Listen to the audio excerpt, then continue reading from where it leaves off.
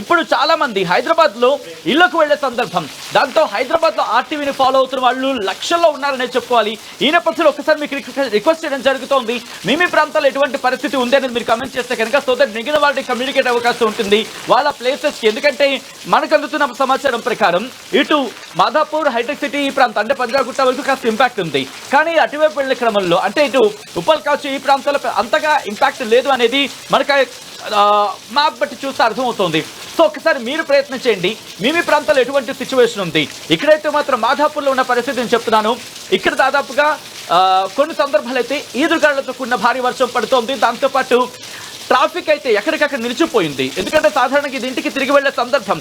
ఈ క్రమంలో చాలా మంది వాళ్ళు ఇళ్లకు వెళ్లే వాళ్ళు ఉంటూ ఉంటారు కాబట్టి ట్రాఫిక్ లో ఇరుక్కుపోయిన సందర్భం ఉంది. భారీ వర్షం కారణంగా రోడ్ల మీదకు వర్షపు నీరు చేరుకుంటోంది. ఆ వర్షపు నీటి నేపథ్యంలోని ట్రాఫిక్ కూడా అవుతున్న పరిస్థితులు ఉన్నాయి.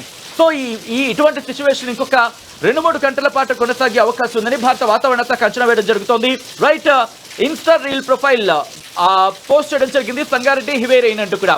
Thanks for that. సంగారెడ్డిలో భారీ వర్షం కురుస్తోందంటే ఇప్పటికే భారత వాతావరణ శాఖ చెప్పుకొచ్చింది. మరి ముఖ్యంగా ఇంకొన్ని రోజుల పాటు ఇటువంటి పరిస్థితి అంటే మరి ముఖ్యంగా నిన్న కూడా మనం వెదర్ రిపోర్ట్ లో మాట్లాడుకున్నాం. ఇంకొక 2 రోజుల పాటు దాదాపుగా మనకి ఐ థింక్ 2-3 తారీఖు వరకు కూడా ఇటువంటి వర్షపాతాలే ఇటువంటి సిచ్యువేషన్ కంటిన్యూ అవకాశం ఉందని భారత వాతావరణ శాఖ చెబుతోంది. ఎల్లో అలర్ట్ జారీ చేస్తుంది.